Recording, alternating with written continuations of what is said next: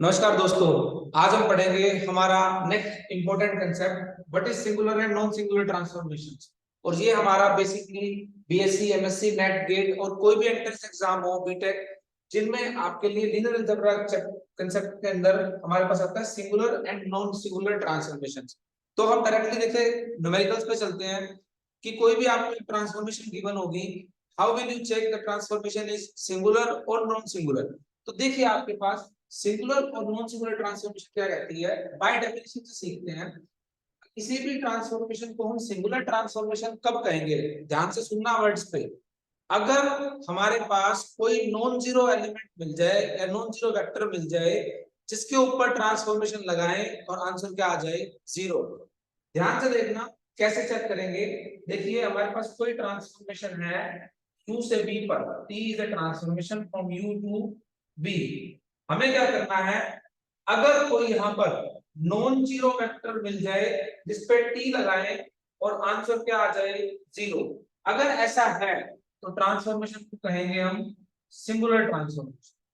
दूसरा non singular क्या होता है कि अगर सिर्फ जीरो वाले का ही आंसर क्या आए, जीरो आए, तो उसको हम कहेंगे नॉन सिंगुलर ट्रांसफॉर्मेशन। मींस जिसके अंदर यानी कि नल स्पेस ऑफ टी या कर्नल ऑफ टी के अंदर अगर हमारे पास we can say that kernel of T और नल स्पेस ऑफ टी अगर सिर्फ अकेला एक जीरो एलिमेंट है तो ट्रांसफॉर्मेशन होगी नॉन सिंगुलर, अदरवाइज वो होगी सिंगुलर।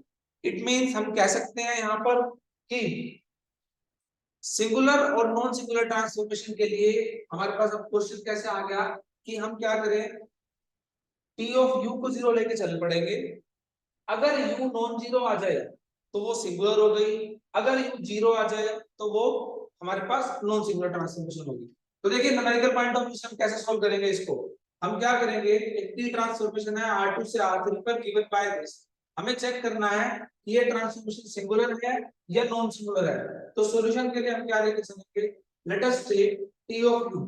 तो देखिए टी एनी एलिमेंट हमने u ले लिया, T of u equal to zero. It means t of xy is equal to 0. It means x plus y, x minus y और y is equal to 0। यहाँ से solve करेंगे तो क्या आ गया, x plus y 0, x minus y 0 और y 0। y 0 put करते हैं हमारे पास क्या आ गया, x भी 0 आ गया और y भी 0 आ गया। इट मींस जो u था आपका x एंड y वो क्या बन गया आपके पास, 0,0।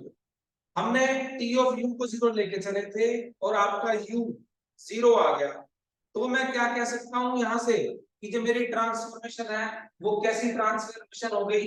देखिए जीरो एलिमेंट का आंसर सिर्फ जीरो आया तो ये ट्रांसफॉर्मेशन हो गई आपके पास नॉन सिंगुलर। अब देखिए जीरो का आंसर कैसा आया, सिर्फ जीरो आया। अब चलते हैं नेक्स्ट ट्रांसफॉर्मेशन के अंदर। अगेन यहां पर भी हम टी ऑफ यू जीरो लेके चलेंगे, same concept. T of U means T of X Y Z T equal to zero. ये R4 से R3 पर है। T of X Y Z कैसे गिवन है हमारे को, 2x y plus z plus t zero. यहां से सॉल्व करेंगे तो क्या आ गया, x zero 2x zero y zero z plus t zero. It means x zero हो गया, y जीरो हो गया, लेकिन z और t जीरो नहीं हुए। तो ये हमारे पास वेरिएबल आ गया। अगर मैं t को कोई भी नंबर ले लूं, सपोज 1 ले लिया, तो z क्या होगा, -1 होगा। इट मींस 0 0 -1 एंड 1, ये होता है ना एलिमेंट आपका x y z and t। ये मेरे पास एक ऐसा एलिमेंट मिल गया u जिसके ऊपर t ऑफ u लगाऊंगा, आंसर आ गया 0। लेकिन ये कैसा है, non zero element, arbitrary non zero element ले लिया। तो ये ट्रांसफॉर्मेशन कैसे होगी हमारे पास, सिंगुलर ट्रांसफॉर्मेशन। तो सिंगुलर में क्या करना है, नॉन जीरो एलिमेंट मिल जाएगा। तो मैं यहां से एक रिजल्ट को क्लैरिफाई कर सकता हूं। रिजल्ट क्या बना कि आप क्या करो, टी ऑफ यू को 0 लेके चलो। दो आंसर आएंगे, या तो u 0 आएगा या u नॉन जीरो आएगा। अगर u 0 आ गया तो ट्रांसफॉर्मेशन हो गई आपके पास नॉन सिंगुलर, और अगर u नॉन जीरो आ गया तो ट्रांसफॉर्मेशन हो गई आपके पास सिंगुलर। ये सिंपल सा कंसेप्ट हो गया। समटाइम्स देखिए हमने दो ट्रांसफॉर्मेशन ले ली, हमने एक को सिंगुलर सेट कर दिया, एक को नॉन सिंगुलर सेट कर दिया। समटाइम्स आपका तीसरा क्वेश्चन पूछा जाता है इस तरह से कि given that a linear transformation is given by in the matrix form y is equal to ax, यही होती है ना हमारे पास y is equal to ax, जहां पर a क्या है इसकी मैट्रिक्स है।